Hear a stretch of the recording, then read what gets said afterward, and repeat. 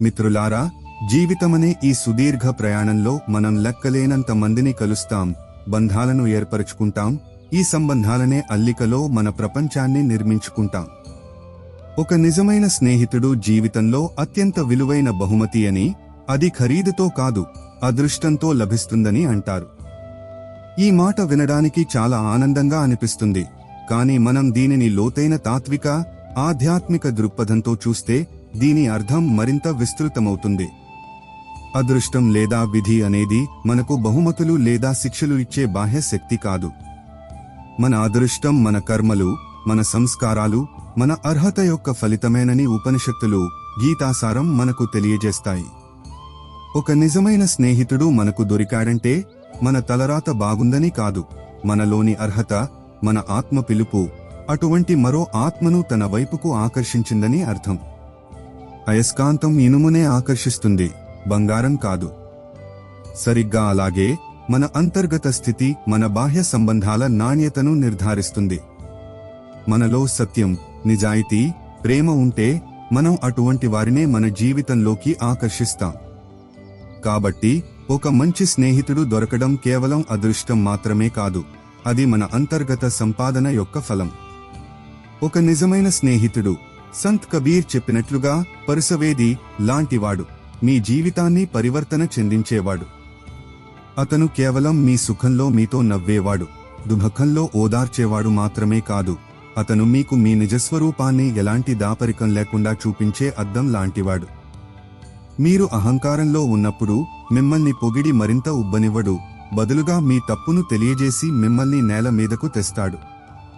మీరు నిరాశ, ఆత్మన్యూనతలో మునిగిపోయినప్పుడు మీ బలహీనతలను నిందించకుండా మీలో దాగి ఉన్న శక్తులను మీకు గుర్తు చేస్తాడు.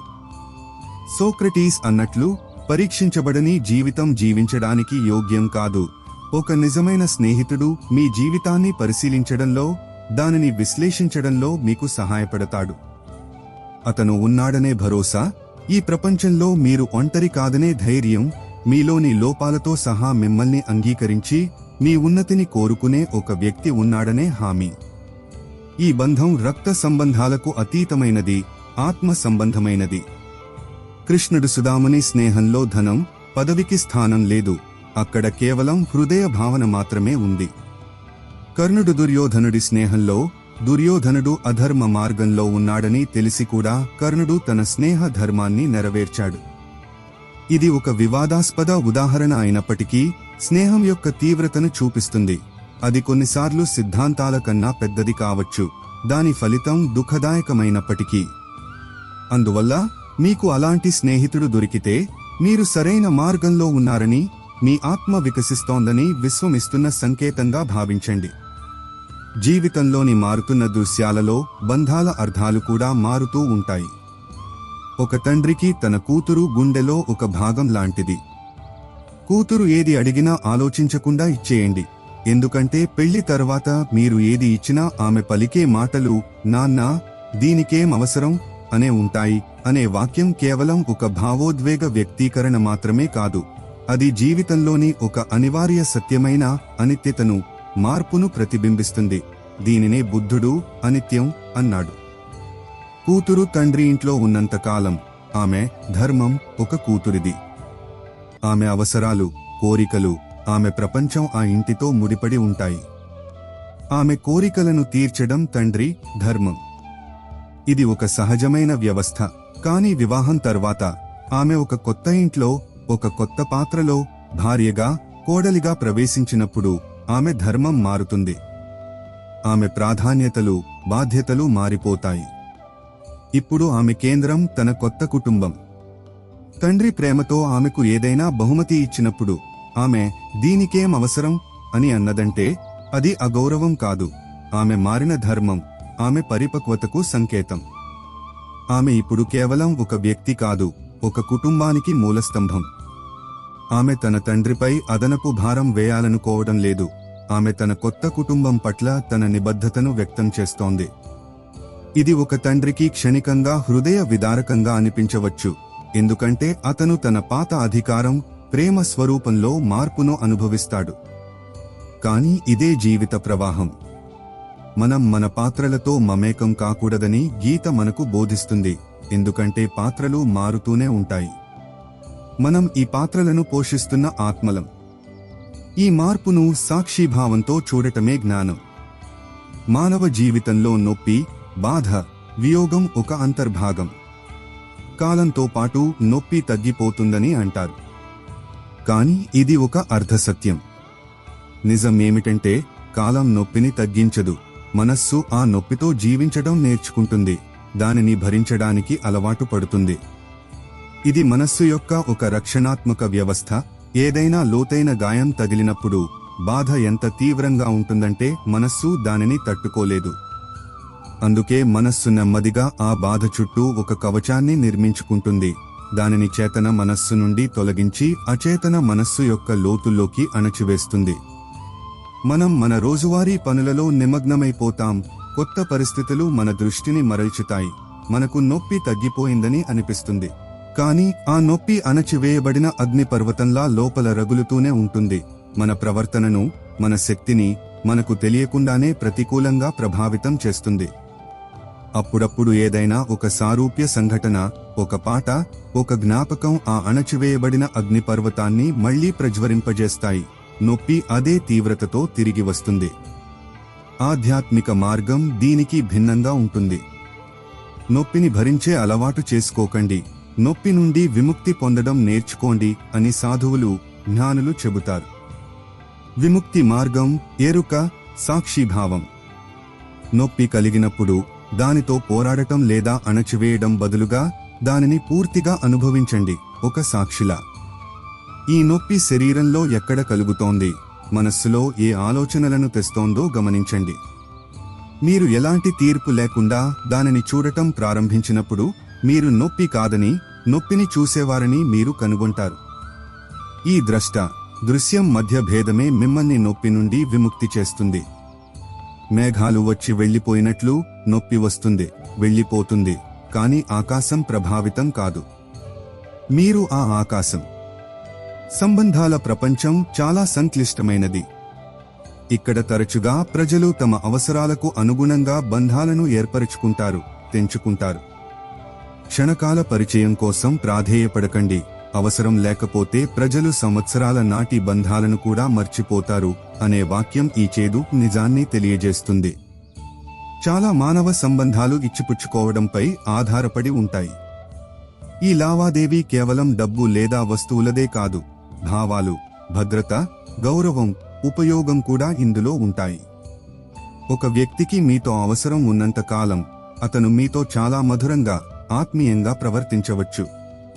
కానీ అతని అవసరం తీరిన వెంటనే, లేదా మీకన్నా మంచి ప్రత్యామ్నాయం దొరికిన వెంటనే అతను సంవత్సరాల నాటి బంధాన్ని కూడా మరిచిపోవడానికి ఒక్క క్షణం కూడా ఆలోచించడు.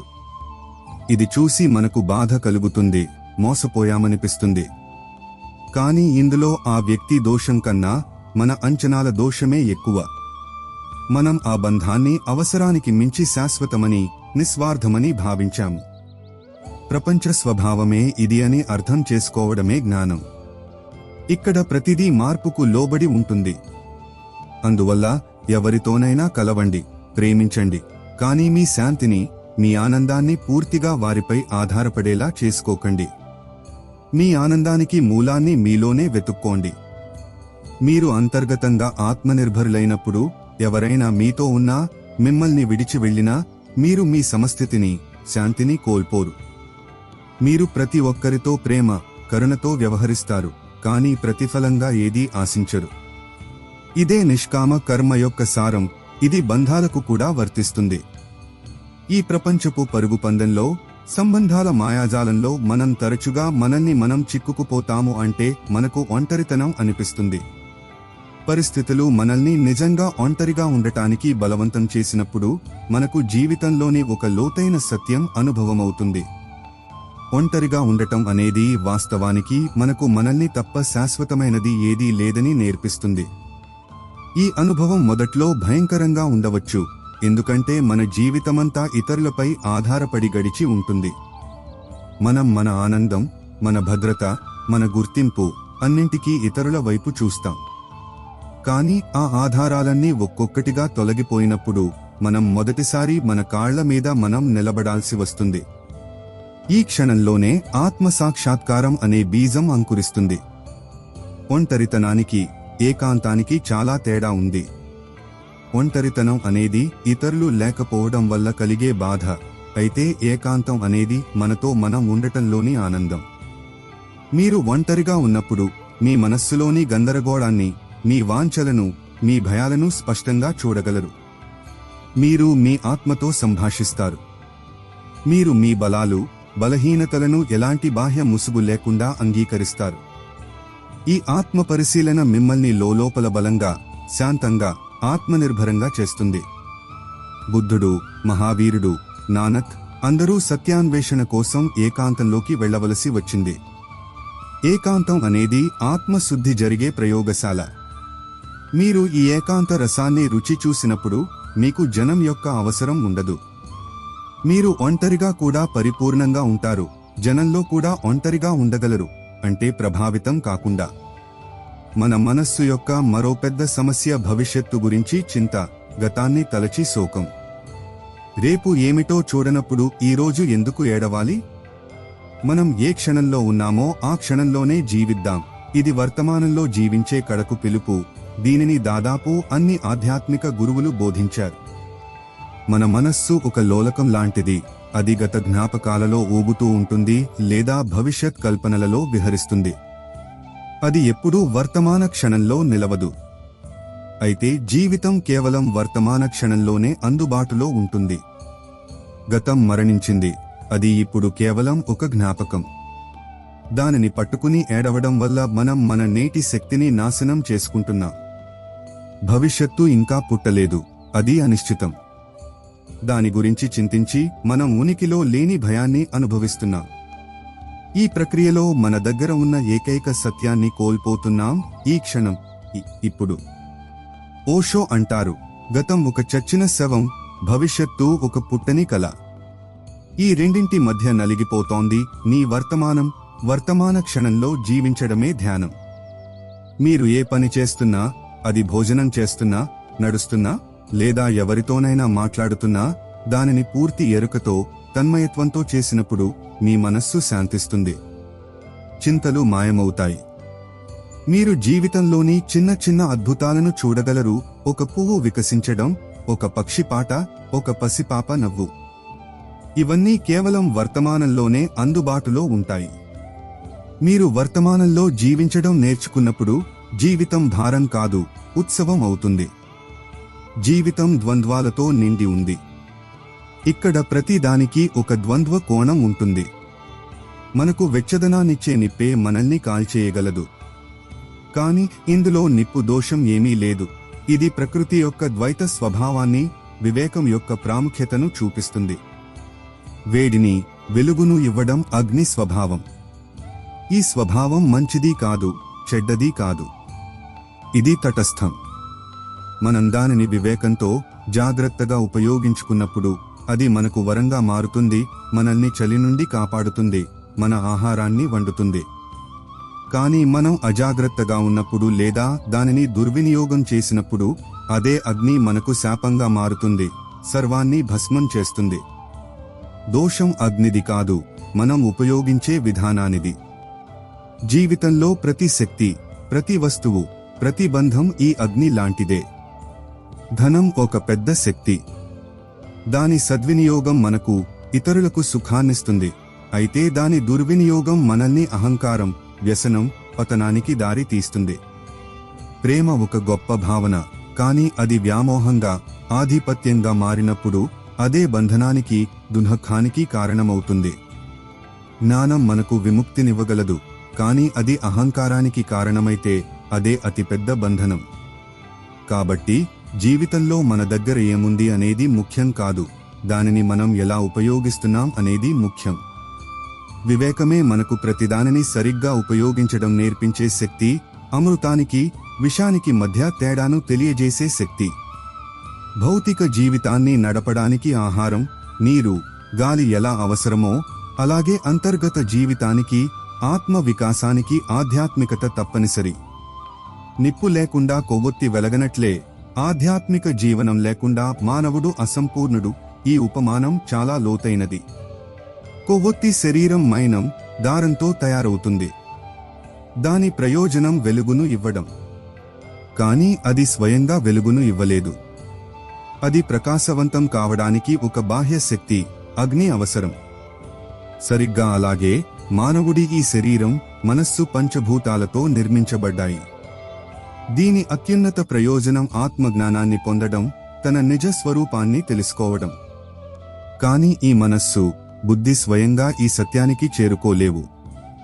వాటికి కూడా ఒక ఉన్నతమైన శక్తి, ఒక దివ్య చైతన్యం, దీనినే మనం ఆధ్యాత్మికత అంటాం, దాని స్పర్శ అవసరం. ఆధ్యాత్మికత అంటే పూజలు లేదా కర్మకాండలు కాదు. ఆధ్యాత్మికత అంటే తన ఆత్మను శోధించడం. నేను ఎవరు అని ప్రశ్నించుకోవడం. ఈ నశ్వరమైన శరీరానికి అతీతంగా నా ఉనికి ఏదైనా ఉందా లేదా అని తెలుసుకోవడం. ఈ అన్వేషణే మన జీవితంలో అగ్నిలా పనిచేస్తుంది. ఇది మన అజ్ఞానాన్ని, మన అహంకారాన్ని, మన అల్పత్వాన్ని దహించి మనల్ని జ్ఞానం, ప్రేమ, కరుణ అనే కాంతితో నింపుతుంది. ఈ ఆధ్యాత్మిక కోణం లేకుండా మానవ జీవితం కేవలం తినడం, తాగడం, నిద్రపోవడం, చనిపోవడం మాత్రమే, ఒక పశువుతో సమానం. ఆధ్యాత్మికతే అతన్ని పశు స్థాయి నుండి దైవత్వ స్థాయికి తీసుకెళ్తుంది, అతనికి పరిపూర్ణతను అందిస్తుంది. జీవితంలో ముందుకు సాగడానికి, కొత్తది నేర్చుకోవడానికి ధైర్యం ఒక తప్పనిసరి గుణం. తప్పు చేయడానికి భయపడని వారిలోనే సరైనది చేసే ధైర్యం వస్తుంది. ఇది కర్మశీలత, నిర్భయత యొక్క సందేశం. మనలో చాలామంది తప్పు చేస్తామనే భయంతో ఏ కొత్త అడుగు వేయడానికి భయపడతాం. మనం ఒక సురక్షితమైన పరిధిలో జీవించాలనుకుంటాం. కానీ అభివృద్ధి, నేర్చుకోవడం ఎల్లప్పుడూ ఆ సురక్షిత పరిధి బయటే ఉంటాయి. ఏ పిల్లాడు కింద పడకుండా నడవడం నేర్చుకోడు. ఏ ఈతగాడు నీళ్లు తాగకుండా ఈత నేర్చుకోడు. తప్పులు అనేవి నేర్చుకునే ప్రక్రియలో ఒక సహజమైన, అవసరమైన భాగం. తప్పు చేయడానికి భయపడే వ్యక్తి వాస్తవానికి నేర్చుకోవడానికి భయపడుతున్నాడు. అతను జీవితాంతం ఉన్న చోటనే నిలబడిపోతాడు. దీనికి విరుద్ధంగా ధైర్యవంతుడు తప్పును ఒక అవకాశంగా చూస్తాడు. ప్రతి తప్పు ఏ పద్ధతి పనిచేయదో నేర్పుతుందని అతనికి తెలుసు. అతను తన తప్పుల నుండి నేర్చుకుంటాడు, తనను తాను సరిదిద్దుకుంటాడు, మళ్లీ ప్రయత్నిస్తాడు. లావో త్జు చెప్పినట్లు 1000 మైళ్ల ప్రయాణం ఒక్క అడుగుతోనే మొదలవుతుంది. ఆ మొదటి అడుగు వేయడానికి ధైర్యం కావాలి. మార్గం అనిశ్చితంగా ఉందని, తప్పులు జరగవచ్చని తెలిసినప్పటికీ ఈ ధైర్యమే నెమ్మదిగా అనుభవంగా, ఆ అనుభవం సరైన పని చేసే ఆత్మవిశ్వాసంగా మారుతుంది. మనం ఒక ప్రయాణానికి బయలుదేరినప్పుడు మన దృష్టి తరచుగా గమ్యంపైనే ఉంటుంది. మనం ఎప్పుడు చేరుకుంటాం, గమ్యం ఎలా ఉంటుంది అని పదే పదే ఆలోచిస్తాం. ఈ ఆందోళనలో మనం మార్గంలోని సౌందర్యాన్ని, ప్రయాణంలోని ఆనందాన్ని అనుభవించలేకపోతాం. మార్గంలో నడుస్తున్నప్పుడు గమ్యం గుర్తుకు రాకపోతే మీరు సరైన మార్గంలో ఉన్నారని అర్థం చేసుకోండి. ఇది కర్మయోగం, ధ్యాన స్థితికి ఒక అందమైన వర్ణన. మీరు ఒక పనిలో ఎంతగా లీనమైపోతారంటే మీకు ఫలితం, గమ్యం గురించి చింత ఉండదు. అప్పుడు మీరు సరైన కర్మ చేస్తున్నారని అర్థం. మీ పూర్తి ఉనికి, మీ పూర్తి చైతన్యం ఆ వర్తమాన క్షణంలోని కర్మలోనే కలిసిపోయింది. దీనినే ఫ్లో, తన్మయత్వం అంటారు. ఈ స్థితిలో కర్మ భారం అనిపించదు, ఆనందంగా మారుతుంది. సమయం తెలియదు. కర్త యొక్క అహంకారం కరిగిపోతుంది. అద్భుతం ఏమిటంటే మీరు గమ్యం గురించి చింతించడం మానేసి ప్రయాణాన్ని ఆస్వాదించడం ప్రారంభించినప్పుడు గమ్యం చేరడం మరింత సులభం, నిశ్చితం అవుతుంది. ఎందుకంటే ఇప్పుడు మీ పూర్తి శక్తి కర్మను ఉత్తమంగా చేయడంలో నిమగ్నమై ఉంది, చింతలో వృధా కావడం లేదు. ఇది చదువు, కళ లేదా ఏ సృజనాత్మక పని అయినా జీవితంలోని ప్రతి రంగంలోనూ వర్తిస్తుంది. ప్రక్రియలో లీనమవ్వడమే పరిపూర్ణత. మానవ సంబంధాల పునాది విశ్వాసంపై నిలిచి ఉంటుంది. కానీ విశ్వాసానికి, ప్రేమకు కూడా ఒక గౌరవం, సమతుల్యత అవసరం. వెళ్ళిపోయేవాడు తనను తాను దోషిగా భావించేంతగా విశ్వసించండి. మిమ్మల్ని కోల్పోతానేమో అనే భయం ఎదుటివారికి కలిగేంతగా ప్రేమించండి. ఈ వాక్యానికి 2 కోణాలున్నాయి. ఒకటి ఆచరణాత్మకమైనది, మరొకటి ఆధ్యాత్మికమైనది.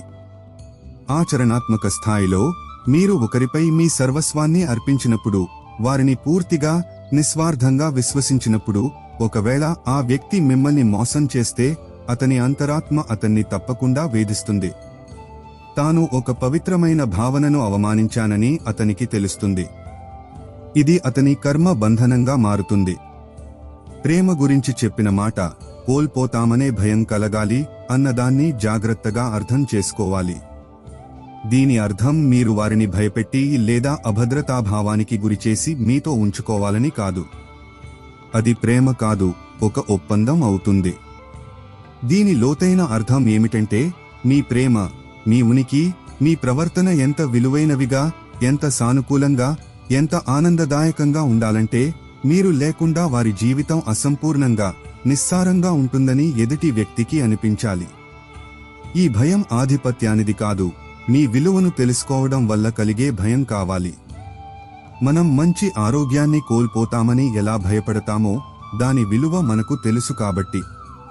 ఆధ్యాత్మిక స్థాయిలో ఈ వాక్యం మన ప్రేమను, విశ్వాసాన్ని మన సొంత గౌరవం, ఆత్మగౌరవం తగ్గని విధంగా ఇవ్వాలని నేర్పుతుంది.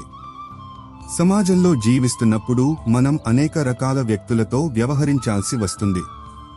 కొందరు వ్యక్తులు తోడుగా ఉంటూనే మోసం చేస్తారు. తోడుగా ఉంటూనే మోసం చేసేవారిని శాశ్వతంగా వదిలేయడమే ఉత్తమం. ఇది చాలా ఆచరణాత్మకమైన, ఆత్మరక్షణకు అవసరమైన సలహా. పాముకు పాలు పోసినా అది విషం కక్కడం మానదు. అదేవిధంగా స్వభావరీత్యా మోసపూరితమైన, వంచన చేసే వ్యక్తికి పదే పదే అవకాశాలు ఇవ్వడం ద్వారా లేదా వారిని మళ్లీ విశ్వసించడం ద్వారా మనం మనల్నే మోసం చేసుకున్నట్లవుతుంది. అటువంటి బంధాలు నెమ్మదిగా పనిచేసే విషంలాంటివి. అవి మన శక్తిని, మన శాంతిని, మన ఆత్మవిశ్వాసాన్ని నెమ్మదిగా నాశనం చేస్తాయి. వారి నుండి విడిపోవడం కష్టంగా ఉండవచ్చు, ముఖ్యంగా వారితో మనకు లోతైన భావోద్వేగ అనుబంధం ఉంటే. కానీ ఇది ఒక శస్త్రచికిత్స లాంటిది. శరీరంలోని కుళ్ళిపోయిన భాగాన్ని కత్తిరించి పారేయడం బాధాకరంగానే ఉంటుంది, కానీ మొత్తం శరీరాన్ని కాపాడటానికి అది అవసరం. ఆత్మగౌరవం ఏ బంధం కన్నా పెద్దది. విశ్వాసం, నిజాయితీ లేని చోట ఏ బంధం ఉండదు, కేవలం ఒక సర్దుబాటు లేదా దోపిడీ మాత్రమే ఉంటుంది. అటువంటి భారాన్ని మోయడం కంటే ఒంటరిగా, శాంతంగా ఉండటం మేలు. బంధాలను నిలబెట్టుకోవడానికి వంగి ఉండటం, సర్దుకుపోవడం అవసరం. కొద్దిగా వంగి ఉండటం వల్ల బంధాలు నిలబడితే తప్పకుండా వంగి ఉండండి. కానీ పదే పదే మీరే వంగి ఉండాల్సి వస్తే కాస్త ఆగండి. ఇది ఆత్మగౌరవానికి, సమర్పణకు మధ్య సమతుల్యతను పాటించే బంగారు సూత్రం. ఒక ఆరోగ్యకరమైన బంధం రెండు వైపులా ఉండే మార్గం లాంటిది. ఇక్కడ ఇరుపక్షాలు ఒకరికొకరు ప్రయత్నిస్తాయి. ఏదైనా చిన్న అపార్థం వల్ల ఒక బంధం చెడిపోతుంటే కొంచెం తగ్గడంలో, క్షమాపణ చెప్పడంలో తప్పు లేదు. ఇది మన గొప్పతనాన్ని చూపిస్తుంది, అహంకారాన్ని కాదు. కానీ ఒక బంధంలో ప్రతిసారి ఒకే పక్షం తగ్గాల్సి వస్తే, ఒకే పక్షం తన భావాలను, ఆత్మగౌరవాన్ని త్యాగం చేయాల్సి వస్తే, మరో పక్షం తన పంతంలోనే ఉంటే ఆ బంధం ఆరోగ్యకరమైనది కాదు. అది ఒక రకమైన దోపిడీగా మారుతుంది. అటువంటి ఏకపక్ష సమర్పణ నెమ్మదిగా మీ ఆత్మవిశ్వాసాన్ని చంపేస్తుంది, మీ మనస్సులో నింపుతుంది.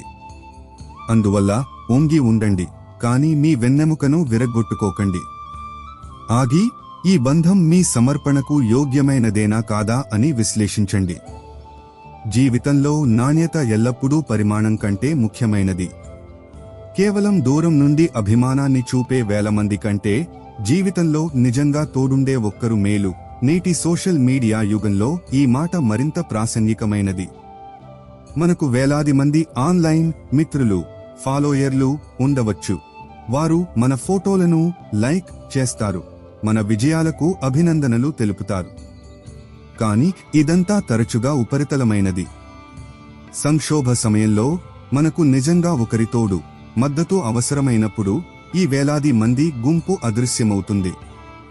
ఆ సమయంలో ఎలాంటి ప్రదర్శన లేకుండా, నిస్వార్థ భావనతో మన గురించి పట్టించుకునే ఆ ఒక్కరు లేదా ఇద్దరు నిజమైన మిత్రులే ఉపయోగపడతారు.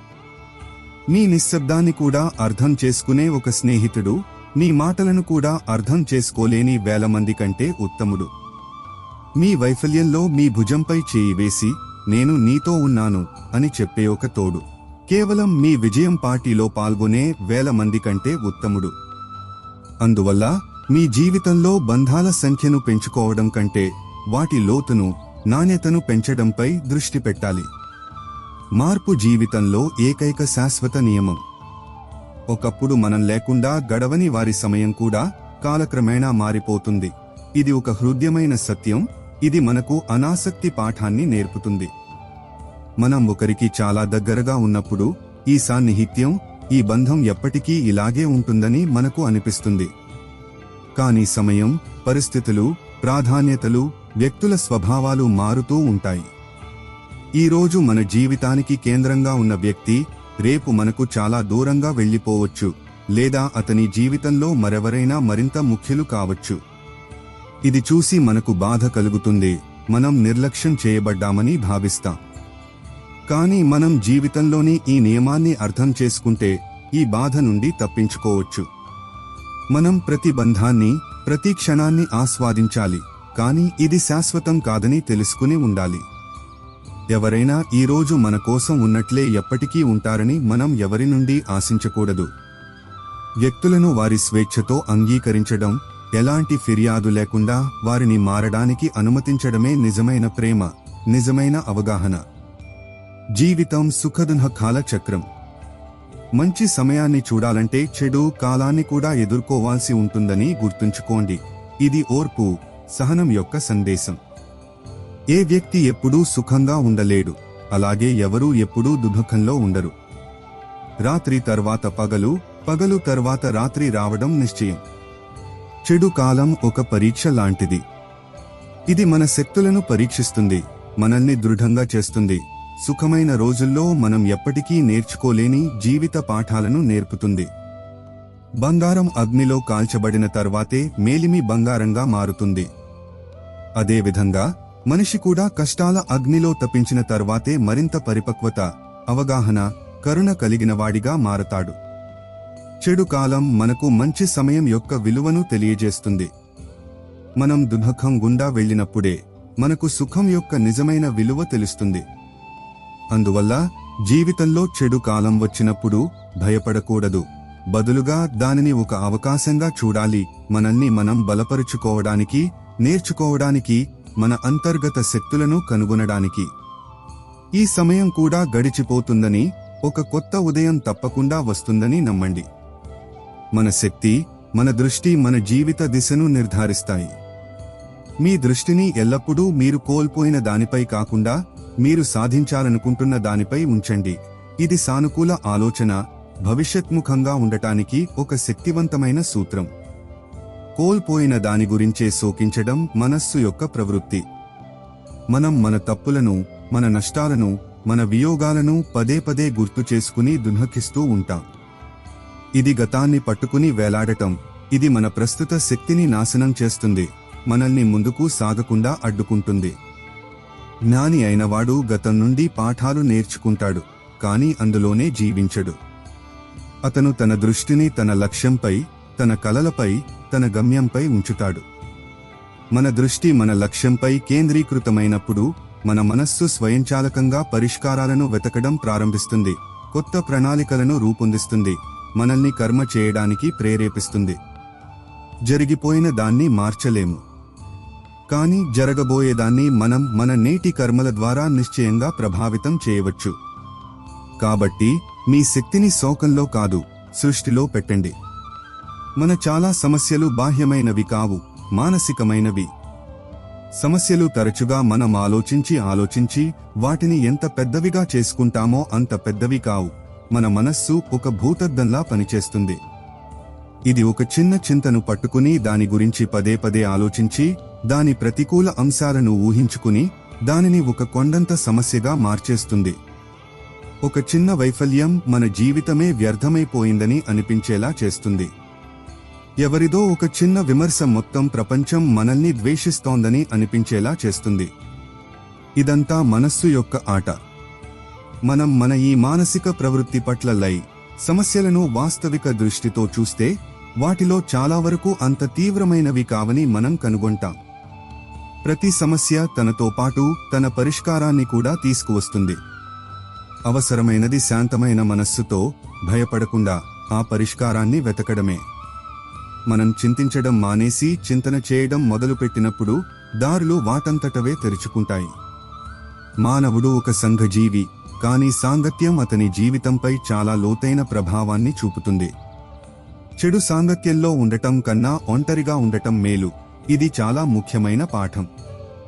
మనం ఎవరితో కలిసి ఉంటామో వారి ఆలోచనలు, వారి శక్తి, వారి అలవాట్లు నెమ్మదిగా మనపై ప్రభావం చూపుతాయి, మనం కోరుకున్నా కోరుకోకపోయినా. మన సాంగత్యం ప్రతికూలంగా, సోమరిగా, వ్యసనపరులుగా లేదా అనైతికంగా ఉండే వ్యక్తులతో ఉంటే మనం కూడా నెమ్మదిగా అలాగే మారడం ప్రారంభిస్తాం. మన స్వంత సానుకూలత, మన లక్ష్యాలు మసకబారిపోతాయి. అటువంటి విషపూరిత సాంగత్యంలో ఉంటూ మనల్ని మనం కాపాడుకోవడం దాదాపు అసాధ్యం. దీనికంటే మనం ఒంటరిగా ఉండటం చాలా మేలు. ఒంటరితనం మనకు ఆత్మపరిశీలన, స్వాధ్యాయం, మన శక్తిని సృజనాత్మక పనులలో పెట్టడానికి అవకాశం ఇస్తుంది. ఇది మనల్ని బాహ్య ప్రతికూల ప్రభావాల నుండి కాపాడుతుంది. మనం అంతర్గతంగా బలపడిన తర్వాత మనం ఏ సాంగత్యంలో ఉన్నా ప్రభావితం కాకుండా ఉండగలం. కానీ ఆ స్థితి వచ్చే వరకు చెడు సాంగత్యానికి దూరంగా ఉండటమే వివేకం. ఉపాధ్యాయుడు, గురువు మన జీవితంలో అత్యంత ముఖ్యమైన స్థానాన్ని కలిగి ఉంటారు. మీలో సాధించే సామర్థ్యం ఉన్నదాన్ని కూడా గురువు లేకుండా సాధించడం కష్టం. మనమందరం అపారమైన అవకాశాల బీజాలతో పుడతాం. కానీ ఆ బీజాలు మొలకెత్తడానికి, ఒక వృక్షంగా మారడానికి సరైన మట్టి, నీరు, ఎరువు, మార్గదర్శనం అవసరం. ఈ మార్గదర్శనాన్ని ఒక ఉపాధ్యాయుడు లేదా గురువు అందిస్తాడు. అతను మనలో దాగి ఉన్న సామర్థ్యాలను గుర్తిస్తాడు, మనకు సరైన దిశను చూపిస్తాడు, మన నైపుణ్యాలను పదును పెడతాడు, మన తప్పులను సరిదిద్దుతాడు. ఏకలవ్యుడిలో గొప్ప విలుకాడు అయ్యే సామర్థ్యం ఉంది, కానీ అతనికి కూడా ద్రోణాచార్యుడి విగ్రహాన్ని గురువుగా భావించి అభ్యాసం చేయవలసి వచ్చింది. ఒక యోగ్యుడైన గురువు లేకుండా మన ప్రతిభ, సామర్థ్యాలు దాగి ఉండిపోతాయి లేదా తప్పుడు దిశలో పయనించి వృధా అవుతాయి. గురువు మనకు కేవలం విషయం యొక్క జ్ఞానాన్ని మాత్రమే కాకుండా జీవన కళను కూడా నేర్పుతాడు. అతను మనల్ని అజ్ఞానమనే అంధకారం నుండి జ్ఞానమనే వెలుగులోకి తీసుకువస్తాడు. జీవితంలో సమస్యలు రావడం అనివార్యం, కానీ వాటి పట్ల మన దృక్పథం ఎలా ఉందనేది మన జీవిత నాణ్యతను నిర్ణయిస్తుంది. సమస్య నుండి తప్పించుకోవడం కాదు, దానిని పరిష్కరించడం నేర్చుకోండి. ఎందుకంటే సమస్య నుండి తప్పించుకోవడం వల్ల కాదు, పరిష్కరించడం వల్లే విముక్తి లభిస్తుంది. మన సహజ ప్రవృత్తి కష్టాల నుండి తప్పించుకోవాలని, వాటిని వాయిదా వేయాలని ఉంటుంది. కానీ మనం ఈరోజు వాయిదా వేసిన సమస్య రేపు మరింత భయంకరమైన రూపంలో మన ముందు నిలుస్తుంది. సమస్య నుండి పారిపోవడం తాత్కాలిక ఉపశమనాన్ని ఇవ్వగలదు, కానీ శాశ్వత పరిష్కారాన్ని కాదు. శాశ్వత పరిష్కారం సమస్యను ఎదుర్కోవడంలో, దాని మూల కారణాన్ని అర్థం చేసుకోవడంలో, దానిని వేళ్లతో సహా పెకలించడంలోనే ఉంది. ప్రతి సమస్య ఒక సవాలు, ఒక పజిల్. మనం దానిని పరిష్కరించడానికి ప్రయత్నించినప్పుడు మన సొంత మేధో, మానసిక శక్తులు అభివృద్ధి చెందుతాయి. పరిష్కరించబడిన ప్రతి సమస్య మన ఆత్మవిశ్వాసాన్ని పెంచుతుంది. కాబట్టి సమస్యలను శత్రువులా కాకుండా ఒక అవకాశంగా చూడండి, మిమ్మల్ని మీరు మరింత సమర్థులుగా, అనుభవజ్ఞులుగా మార్చుకునే అవకాశం. శ్రీకృష్ణుడి వాక్యం, ఎవరైనా నిన్ను బాధపెడితే బాధపడకు, ఎందుకంటే ప్రజలు ఏ చెట్టుకు అయితే అత్యంత మధురమైన పండ్లు ఉంటాయో ఆ చెట్టు మీదే రాళ్లు విసురుతారు అనేది ఒక లోతైన మానసిక, ఆధ్యాత్మిక సత్యాన్ని వెల్లడిస్తుంది. ఒక వ్యక్తిలో ఏదైనా ప్రత్యేక గుణం, ప్రతిభ లేదా విజయం ఉన్నప్పుడు అతను సహజంగా ఇతరుల దృష్టిని ఆకర్షిస్తాడు. ఎవరైతే తమలో తాము న్యూనతాభావంతో బాధపడుతున్నారో లేదా అసూయా స్వభావం కలిగి ఉన్నారో వారు ఆ వ్యక్తి యొక్క శ్రేష్ఠతను సహించలేరు.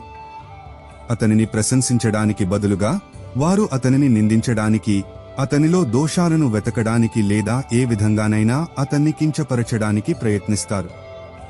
ఇది వారి సొంత అంతర్గత లోపం, అభద్రత యొక్క ప్రదర్శన. పండ్లు లేని చెట్టు వైపు ఎవరూ చూడరు కూడా. దేని నుండి అయితే ఏదైనా పొందాలనే ఆశ ఉంటుందో లేదా ఎవరి సమృద్ధినైతే చూసి అసూయ కలుగుతుందో దానిపైనే రాళ్లు విసరబడతాయి. కాబట్టి మిమ్మల్ని విమర్శిస్తున్నారంటే మీరు ఒక ఫలభరితమైన వృక్షం అని దానికి ఒక ధృవపత్రంగా తీసుకోండి. దీనివల్ల దుఃఖపడటానికి బదులుగా దీనిని మీ విజయం యొక్క ఒక గుర్తుగా భావించి మీ గుణాలను మరింత అభివృద్ధి చేయడంలో నిమగ్నమవ్వండి. సరిగ్గా ఒక చెట్టు రాళ్ల దెబ్బలు తిని కూడా మరింత మధురమైన ఫలాలను ఇవ్వడానికి ప్రయత్నించినట్లు విశ్వాసం జీవితంలో అతిపెద్ద శక్తి. పాడుబడిన ప్రపంచంలో కూడా వెలుగును తీసుకురాగల శక్తియే విశ్వాసం. ఈ విశ్వాసం మనపై మనకు ఉండవచ్చు, మన లక్ష్యంపై ఉండవచ్చు, లేదా మనం దేవుడు అని పిలిచే ఆ పరమ శక్తిపై ఉండవచ్చు. అంతా ముగిసిపోతున్నట్లు అనిపించినప్పుడు, అన్ని దారులు మూసుకుపోయినట్లు అనిపించినప్పుడు, ఏ ఆధారం కనిపించినప్పుడు, అప్పుడు కూడా మనలో విశ్వాసం అనే ఒక చిన్న జ్యోతి వెలుగుతుంటే మనం ఆ ఘోరమైన అంధకారాన్ని కూడా ఛేదించగలం. కేవలం తమ అచంచలమైన విశ్వాసంతో అసాధ్యాన్ని సుసాధ్యం చేసిన వ్యక్తుల లెక్కలేనన్ని ఉదాహరణలతో చరిత్ర నిండి ఉంది. ఈ విశ్వాసం మనలో అనంతమైన శక్తిని, ధైర్యాన్ని నింపుతుంది. ఇది మనం కింద పడిన తర్వాత మళ్లీ లేవడానికి శక్తిని ఇస్తుంది. కాబట్టి మీ సామర్థ్యాలపై విశ్వాసం ఉంచండి. ఒకసారి పూర్తి నిబద్ధతతో, దృఢ సంకల్పంతో మీ పనిలో నిమగ్నమవ్వండి. మీ విశ్వాసం నిజమైనదై, మీ ప్రయత్నం నిజాయితీగా ఉంటే విశ్వంలోని సకల శక్తులు మీకు సహాయపడటానికి ఏకమవుతాయి. మీరు మీ లక్ష్యాన్ని తప్పకుండా సాధిస్తారు. చివరగా మిత్రులారా, జీవిత సారం కేవలం శ్వాస తీసుకోవడంలో లేదు, ప్రతి శ్వాసను ఎరుకతో, ప్రేమతో, సార్థకతతో జీవించడంలో ఉంది.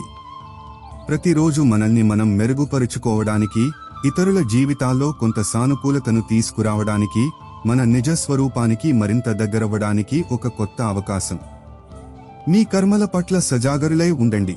మీ సంబంధాలలో నిజాయితీగా ఉండండి. మీ హృదయంలో కరుణ భావాన్ని నిలుపుకోండి. ఇదే నిజమైన ధర్మం. ఇదే నిజమైన ఆధ్యాత్మికత. ఈ ఆలోచనలు మీ హృదయాన్ని తాకాయని, మీకు జీవితాన్ని ఒక కొత్త దృక్కోణంతో చూడటానికి ప్రేరణనిచ్చాయని నేను ఆశిస్తున్నాను. మీకు ఈ చర్చ విలువైనదిగా అనిపిస్తే ఈ జ్ఞాన జ్యోతిని ఇతరులకు కూడా పంచండి. వీడియోను లైక్ చేసి, షేర్ చేసి, కామెంట్లలో జై శ్రీ రాధే కృష్ణ అని వ్రాయడం మర్చిపోకండి. మీ ఒక చిన్న ప్రయత్నం మరొకరి జీవితంలో కూడా ఒక పెద్ద మార్పును తీసుకురాగలదు. ఇలాంటి లోతైన, ప్రేరణాత్మకమైన ఆలోచనలతో అనుసంధానమై ఉండటానికి మా ఛానల్కు సబ్స్క్రైబ్ చేసుకోండి. గంట బటన్ను తప్పకుండా నొక్కండి. భగవాన్ శ్రీకృష్ణుని కృప మీపై ఎల్లప్పుడూ ఉండాలని కోరుకుంటున్నాను. మీరు ఆరోగ్యంగా, సంతోషంగా, ఆనందంగా ఉండండి.